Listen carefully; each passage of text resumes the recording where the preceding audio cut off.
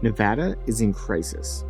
Rising utility bills have, in the most extreme cases, climbed over $1,000 a month.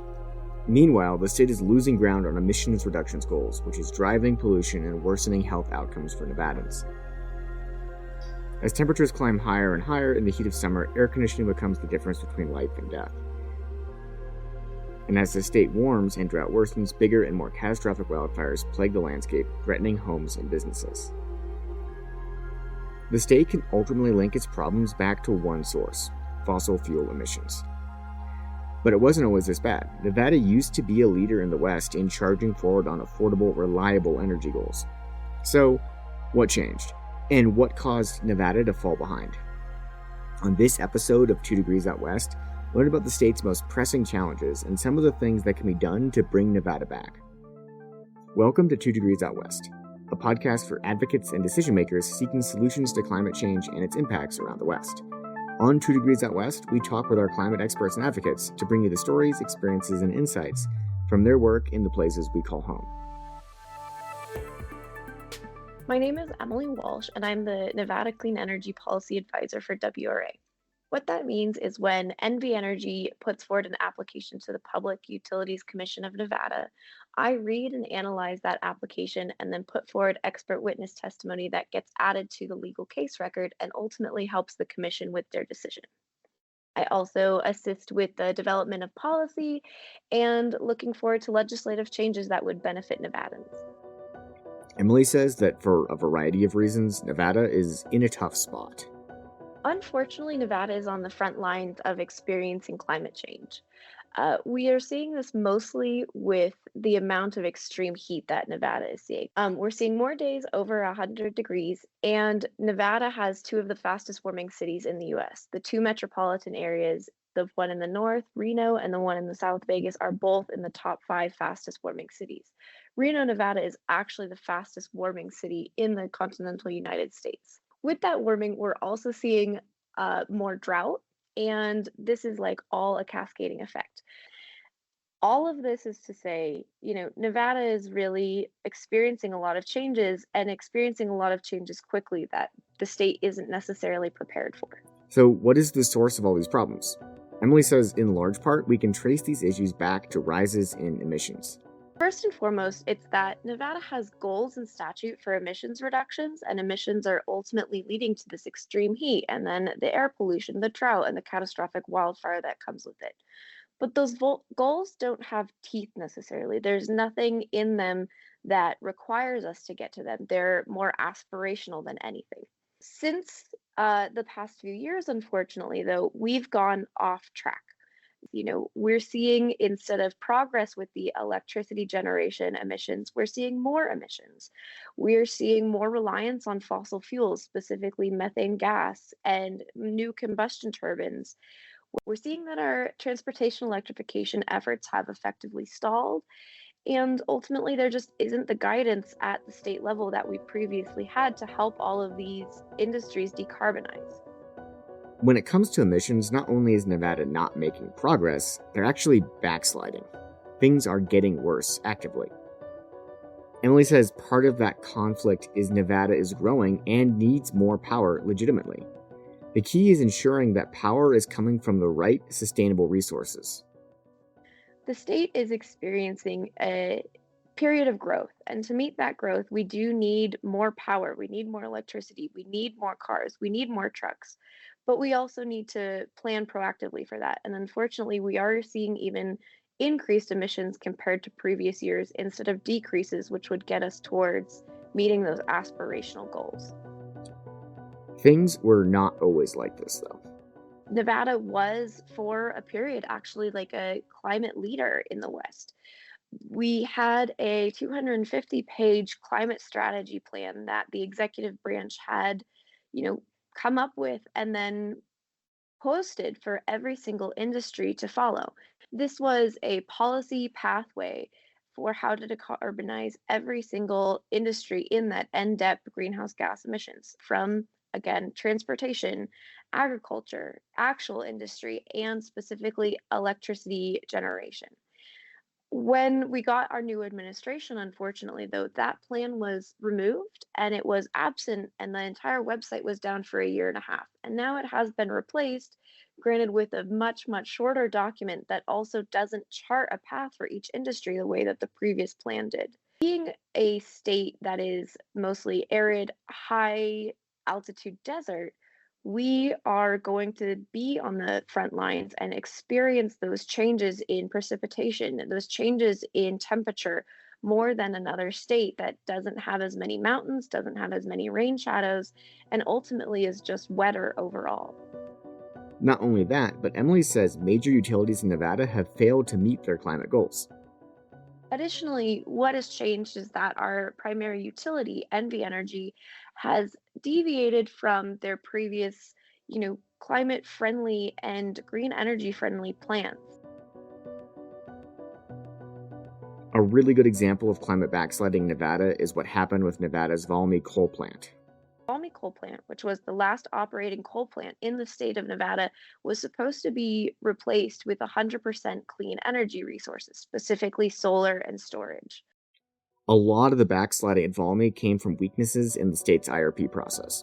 We've talked about IRPs at length on the podcast because they're a really important element of our work. But as a quick refresher, they're basically the process by which a utility shows its work to the public and the state's regulators and makes a plan for where the energy is going to come from. Utility regulation commissions ultimately have the final say on rate increases and energy choices. If you want to learn more about integrated resource planning, we actually have an entire podcast just on that topic because both integrated resource plans and decisions made at public utility commissions are absolutely critical to our work. You can find those episodes in the show notes. Via the integrated resource planning process, which is how NV Energy goes to the Public Utilities Commission and asks for approval to bring on new generating resources, they actually completely did a 180. First, they said those solar and storage projects were needing to be shelved and canceled, and that they wanted to replace those projects with their own self-developed resources. Then, and another amendment is what they're called, they said, oh, actually, we still want to bring on those replacements and specifically a self-owned battery and storage, but we also need to alternatively, instead of completely closing Valmy, transition it from coal to methane gas. Now, in the most recent IRP proceeding, which was filed in June of 2024, they actually want to not only do that transition of coal to natural gas instead of shutting down Valmy, but further add more turbines. We're also seeing other fossil fuel resources in NV Energy's fleet experiencing later retirement dates, extending their lifetimes, and effectively locking Nevadans in to more greenhouse gas emissions from their electricity generation. The state, as I said, is experiencing a period of growth. We're seeing huge amounts of load growth, specifically from data centers, and NV Energy's answer to meeting that load growth is unfortunately also bringing on more and more new methane gas. Every time NV Energy brings on a new methane gas plant, that is locking Nevadans into not only experiencing those emissions for the next 30 years, but paying for that resource over the next 30 years, even if it doesn't benefit them to the greatest extent. It's bad enough to keep coal power plants online. Coal is more price variable, often unreliable, and contributes significantly to carbon emissions and local pollution. Switching it to solar would have relieved Nevadans of these issues. Instead, new methane emissions pose their own challenges that only set Nevada back further. Methane is really powerful as a greenhouse gas emission because it is actually more effective at trapping heat in the short term than carbon is. So when we are using and burning methane gas, we are exacerbating climate change by specifically adding particles to the atmosphere that trap heat at a greater rate. There is something to be said because it is more efficient than carbon when we're burning it, so we do get more energy. Unfortunately, the detrimental effects vastly outweigh the benefits, especially when there are alternatives that the utility hasn't maybe evaluated 100%. This could include geothermal or, again, solar and storage. So we could be soon seeing utility scale batteries that could power us overnight instead of building a new combustion turbine and burning that fossil fuel, releasing those particles into the atmosphere. Climate impacts and climate warming emissions are a serious problem. Underlying that problem is another issue that consumers feel every day: price hikes. Fossil fuel emissions are more volatile than renewable resources, and Nevadans are suffering from high bills and volatile price changes. When NV Energy builds a new fossil fuel plant, ratepayers end up paying for that plant via their rates over a course of 30 years. But what NV Energy doesn't pay for that just gets passed 100% to customers is fuel costs. Nevadans actually experienced huge spikes in their utility bills in 2022 and 2023 because they were directly exposed to the cost of methane gas that the utility had to procure to burn in these combustion turbines. We saw people experiencing higher bills and bills that were up to 50% more expensive than they normally were or had been the year before. When NV Energy builds one of these fossil fuel combustion turbines, they do so with the knowledge that they are not the ones going to foot the bill or be exposed to volatile fuel prices because those pass 100% to Nevadans. That contrasts sharply against renewable energy, which Emily says comes with set contracts that lock in rates for a given period of time. Those prices are stable. There is a contract, and that price remains the same for 30 years, or 10 years, or 20 years, whatever the length of the contract is. NV Energy has this moral hazard of making decisions on behalf of Nevadans without actually suffering any of the consequences. That is clearly exhibited when we look at fossil fuel spikes and its effect on Nevadans' bills. Valmy is an example of the trends across Nevada. Emily says the energy prices in Nevada are increasing for the average family, and as long as the state maintains dependence on fossil fuels, there's not a clear relief on the horizon. Unfortunately, the energy burden that Nevadans face is also increasing. Energy burden is how much an average family spends on their bill. It's what percentage of your income you actually have to spend on your utility purchases. Since 2020, we've seen the energy burden in Nevada rise with more and more people being affected and ultimately more and more people being severely affected or being quote unquote severely energy burdened. This is when your utility bill is approaching over 5% of your income. When we look specifically at low income Nevadans, that number jumps up even more. So it is the least of us that is really bearing the brunt of these fossil fuel purchases and investments by the utility. So not only are things getting more expensive, they're getting more expensive for the people already most burdened by energy bills, and on top of that, emissions and local pollution are rising. We are already suffering the effects of all of this particle matter in the atmosphere. We're experiencing the extreme heat. We're seeing more and more people, as I said, having to go to the emergency room, to the ER, or even dying from extreme heat in our state. And we're actually footing the bill for it too via our electricity bills. Unfortunately, Nevada has another threat on the horizon, one a lot of places around the United States are currently facing: AI-driven data center growth. If you're a listener of the podcast, you'll know data centers spell big trouble for the West and the climate if we don't act quickly. Emily's going to talk a lot about data centers specific to Nevada, but if you want to learn more about the topic in general for the West, we have a whole podcast that I'll link in the show notes. As I kind of referenced before, one of the big things driving a lot of these new procurements is data centers. They're very high load, meaning they require a lot of power all the time customers. NV Energy is having to expand their current whole infrastructure system to meet this specific kind of customer in a way that we haven't ever seen before. This is meaning that there's being more investments to the system, which NV Energy ultimately can recoup from ratepayers. They're having to build new transmission lines. They're having to build new distribution, which is like the poles and the boxes you actually see in your neighborhoods. They're having to build new generation, like those additional gas turbines at Valmy. To make this all even worse, all this data center demand might not even actually materialize, meaning regular people could be left holding the bag. And this is all to meet a load that we don't even know if is going to arrive. Data centers are very interesting in that the developers usually put forward a few projects in multiple areas. You'll have one developer putting a project forward in the Reno Tahoe Industrial Complex, but you'll also have them bidding that same project in Arizona or in Utah or in Texas, and they're just shopping around for the best deal. NV Energy can't act as though that is nebulous, though. They actually have to make these investments and expand the infrastructure to meet their expected load. To meet that expected load, NV Energy is going to have to build out their infrastructure and effectively double the entire system of what is already built in northern Nevada. This means that we're going to see unprecedented levels of investment. And if that data center load doesn't materialize, all of that investment ultimately falls back onto residential customers or small general service customers. Think your mom and pop stores, or even alternatively, even your Targets and Walmarts to pay for, and unfairly so, because we're not the ones driving that investment and driving that load growth. One of my favorite, or I guess you could say least favorite, fun facts is that by 2035, NV Energy is going to have to build more generation and transmission and distribution infrastructure in the north than what currently serves all of residential Las Vegas Valley in the south.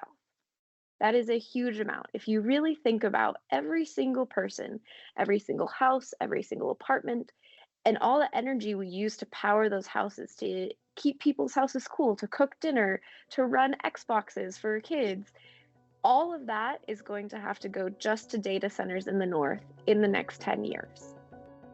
To contextualize all of this, it's helpful to understand some of the structural issues Nevada has. As I kind of mentioned before, the Integrated Resource Planning Process, or IRP, is how NV Energy decides what to procure to meet our energy needs. This is a litigated process, so NV Energy puts forward an application to the Public Utilities Commission, which they eventually either approve, deny, or approve in part and deny in part. What we're seeing in terms of the IRP and what the challenges are facing Nevada is that our IRP process is a little bit broken. First and foremost, in my opinion, is that the utility looks at existing projects or bids, so things that could be built right away, and uses those as inputs to this huge model that effectively selects things. What is best practice is ultimately actually to let the model pick from nebulous or what are called placeholder resources, and then NV Energy should put out an RFP afterward to actually make sure that those resources can be built. Emily says this process is backwards. It's kind of like putting the cart before the horse. In other states, we do use placeholder resources, and then the RFP drives those procurements. In Nevada, again, that's a little bit backwards. The other thing is just how our IRP is structured in statute. So not only is NV Energy bringing forward all of these resources they want to procure, but they're all effectively, quote unquote, baked into this application. As an intervener, meaning a party that has been granted access to the litigated proceeding and is going to evaluate the application, provide testimony, one of the things we face is that these resources are pre-selected. So while we may have concerns about the model or about the assumptions that go into it, leading the model to effectively choose certain resources over another, we are ultimately forced to more look at the actual resources that NV Energy did pick instead of the model that picked those resources.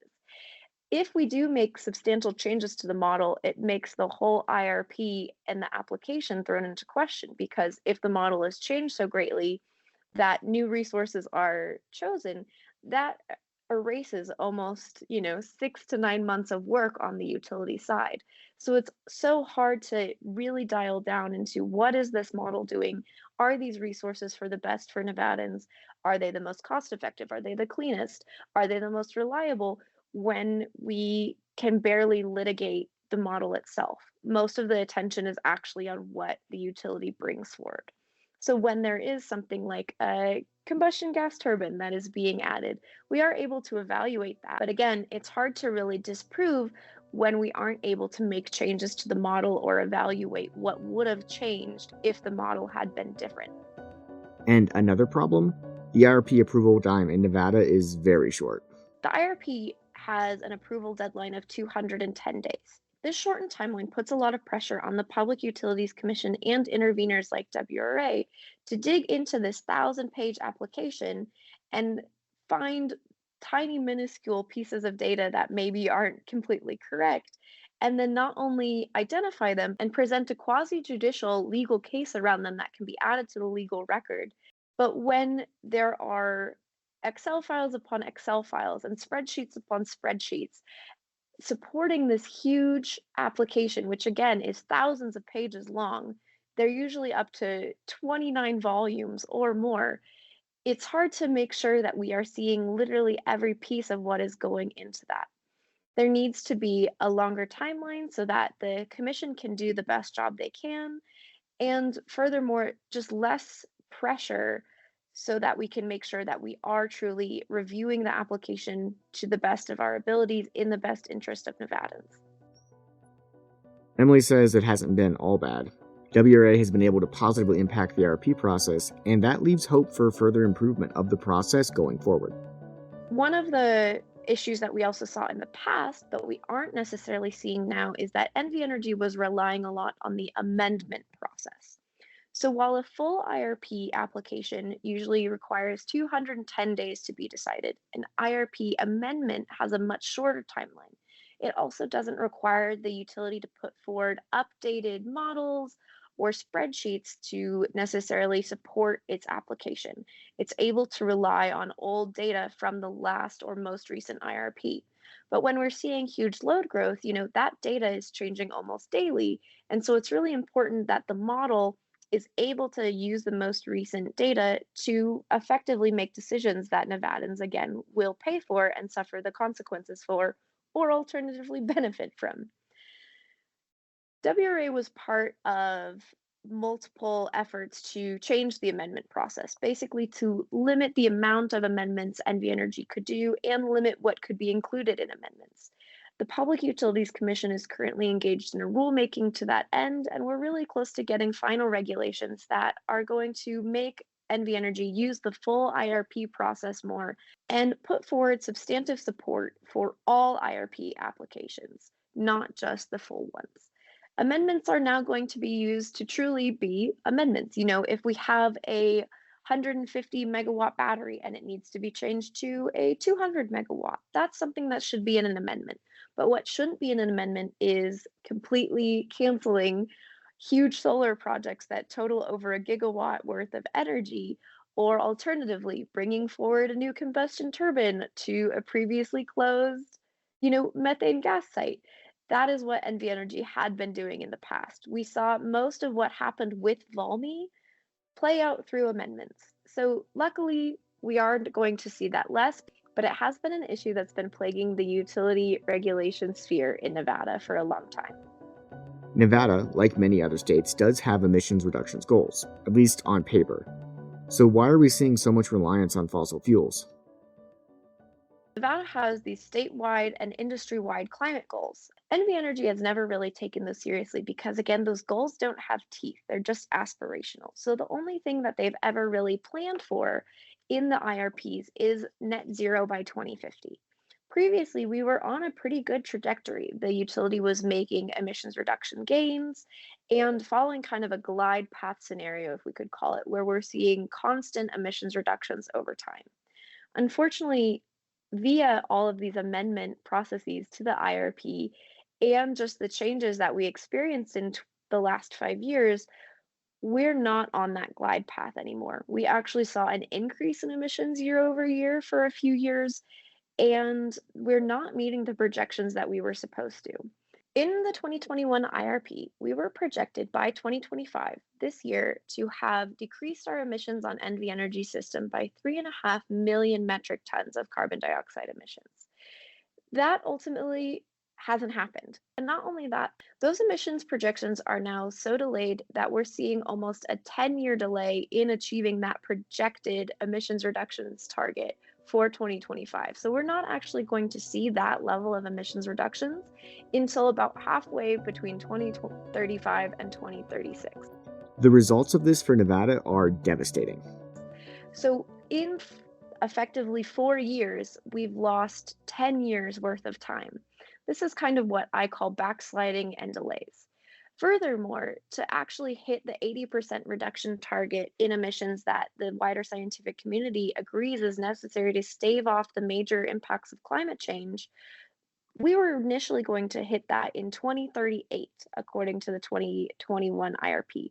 We're now not even supposed to hit that until 2046. So again, another almost decade of delay happening.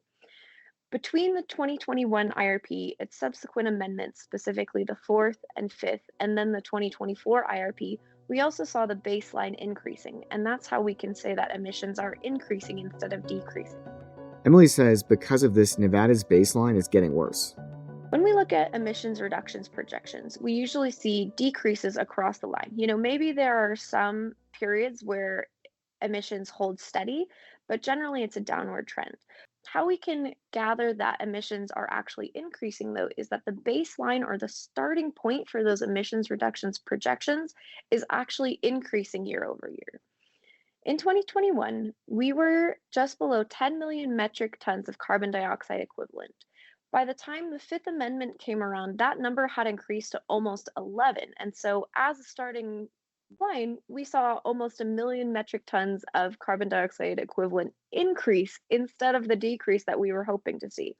Between the filing of the Fifth Amendment, which was in late 2023, and the filing of the full 2024 IRP application, we actually saw a 250,000 metric ton increase to the carbon dioxide equivalent emissions levels. And that was just within about 6 months or so. So instead of meeting those emissions reductions targets or even following their charted path, NV Energy has unfortunately been quote unquote backsliding, increasing their emissions instead of decreasing, and then delaying the timeline on which we are expected to meet those emissions targets. Increased emissions, higher pollution levels, weak clean energy targets, regulatory systematic struggles, and higher electricity bills. All of this is really bad. What can Nevada do to right the ship? Nevada has a few options to kind of help turn the ship around, as you say. The first thing would be maybe going back towards a wider, comprehensive climate plan that we already did have, reinstating paths or pathways for every sector of our economy to decarbonize. We do need to see more executive and legislative action on these topics if we're actually going to be serious about making life for Nevadans better, protecting them financially from risks that come with climate change, and ultimately just providing a healthier and better environment for people to live here in the state. As we've learned from our experiences in different states, a strong IRP process with greater transparency is going to be critical going forward. Some of those specific policies could, again, be fixing the IRP process, which we already are working on. We're engaging in rulemakings, creating new regulations, and trying to identify places where the IRP and the RFP, or the request for proposal process, can be fixed. We ultimately just need more state level leadership.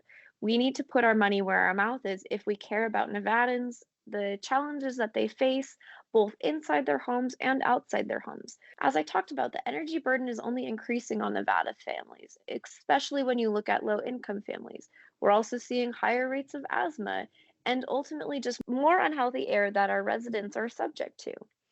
We also need to make sure that any load growth that is coming from data centers is actually going to materialize.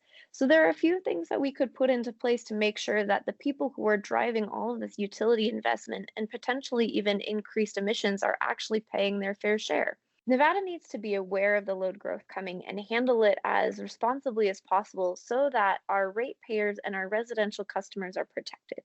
First and foremost, we shouldn't be giving line extension subsidies or basically discounts on connection to the utilities framework to these big data centers who can pay for it.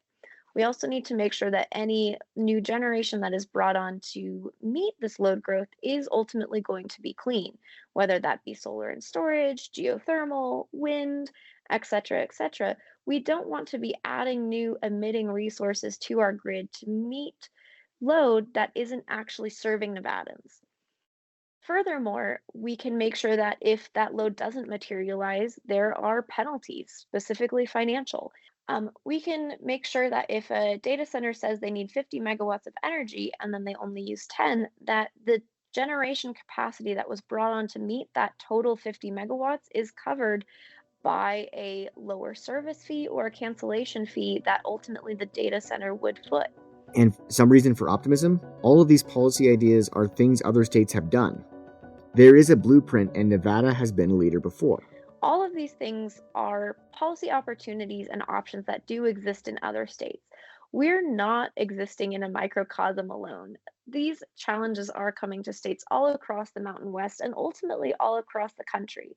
And we can be proactive, but if we also want to, we can look at a few other states and say, hey, what is working and what isn't? One of the other main things that we could do on the regulatory side is creating a customer class just for these data centers. The way that rates are conducted in Nevada is basically customers of a certain type that all share similar qualities are put into things called customer classes. So, residential ratepayers that all live in single family homes are put into a single family residential class, mostly because we use energy in very similar ways. The investments needed for our distribution, like our meters or our telephone poles that also take power cables, are all the same, etc., etc. Other kinds of customer classes include multifamily residential. So that's anyone living in an apartment. We also have small general service. This is your basic stores. We have large general service. These are maybe your department stores. We have industry. There's customer classes for every kind of customer. Currently, though, data centers are just being lumped in with a kind of large general customer class. By identifying specifically how data center customers use energy and the cost the utility incurs to serve them specifically, we can make sure that in a rate case, any cost that the utility is incurring to serve these data customers is recovered ultimately by those data center customers and not shifted to residential or other customers who would just bear the brunt of that financial burden. Emily also says that making stronger climate goals means making them more enforceable. We could also beef up our emissions reduction goals in statute. We could give them quote unquote teeth. We could make some specifically for the electricity generation sector. We could chart policies in statute that would help agriculture or transportation decarbonize as well. But ultimately, we need to make it so that those goals are actually state policy and not just something aspirational. We can't start moving towards those mile markers unless we actually get serious about it. And unfortunately, the way that they are in statute right now is more just something for NDEP to keep track of rather than for the state to take seriously in other policy matters. WRA is committed to not only protecting Nevadans and making sure that any data centers that come to our state are managed responsibly and paying their fair share, but we also are actively looking for new and innovative policy solutions to both protect the people of Nevada, but also the economy and the environment of Nevada.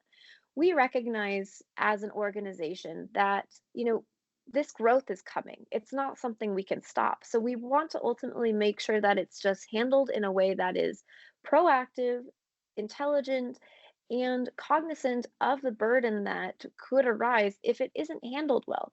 We don't want to see our water being used for the cooling of data centers when there's other options or other technology. We don't want to see residential customers having increases in their bills and increasing their already severe energy burdens because data centers aren't actively paying their fair share. We want to make sure that there are mile markers and again, like a glide path towards 2050. So we aren't just hoping for some future where in 2049 we're going to suddenly turn off all of our methane gas generation fleet. We want to make sure that facing climate change and the effects of it that actually affect Nevadans every day are handled in a way that is not only like humane, but business friendly as well. We want to make sure that climate change and the effects of it that Nevadans deal with every day is considered very seriously. And we want to plan for a better future that we can not only pass down to future generations, but for all of us here who are still going to be living in the next 25 years. WRA is proactive in looking towards policy solutions and potential legislation that we could get passed in the state to better protect Nevadans and make sure that our economic interests are balanced with our environmental and our health interests of our residents. We aim to protect not only the environment and the people of the West, but also the economy. We recognize that this growth is coming and we're not trying to stop it, but we want to make sure that it is handled well and that ultimately whatever costs that are incurred by the utility or other parties in serving these data center loads are really carried by the data centers and not put onto residential ratepayers. We also want to, look at better policies to make sure that wildfire mitigation on behalf of the utility is being paid for in a fair way and not, again, being put onto ratepayers unfairly.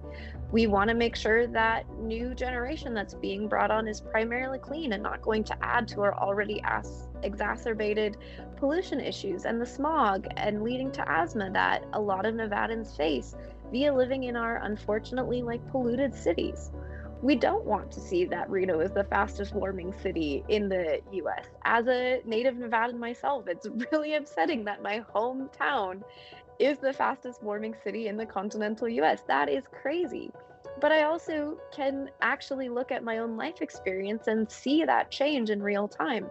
When I was a kid, we would see huge winter storms and huge snowfall. And unfortunately, sitting here now, in November of 2025, we're about to break the record for the latest freeze in the history of, Reno. So all of these things that Nevada is facing is here and now. It's not an option to just wait around for somebody to do the work or wait around for some Hail Mary that is suddenly going to solve all of our problems. We need to be proactive, looking forward, and solving policy problems that ultimately really affect real people.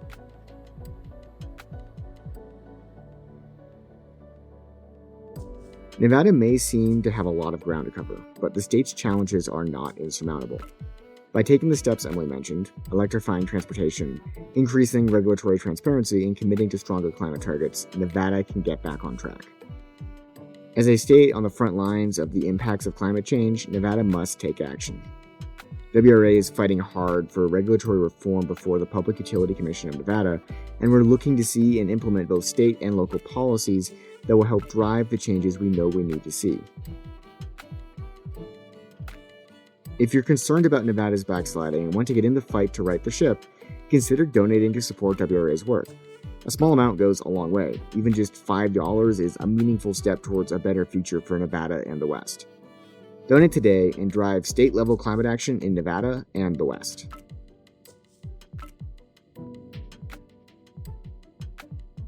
Sign up for our email list and follow us on social media for the latest news and progress in our region. Lastly, we'd like to thank our sponsors who enable our work in the West. Our champion sponsor is First Bank. Our signature sponsors are Denver Water, Torch Clean Energy, Scarpa, GoCo, and Southwest Energy Efficiency Project. Our supporting partners are BSW Wealth Partners, Meridian Public Affairs, Group 14 Engineering, and Kind Design. Thank you for listening.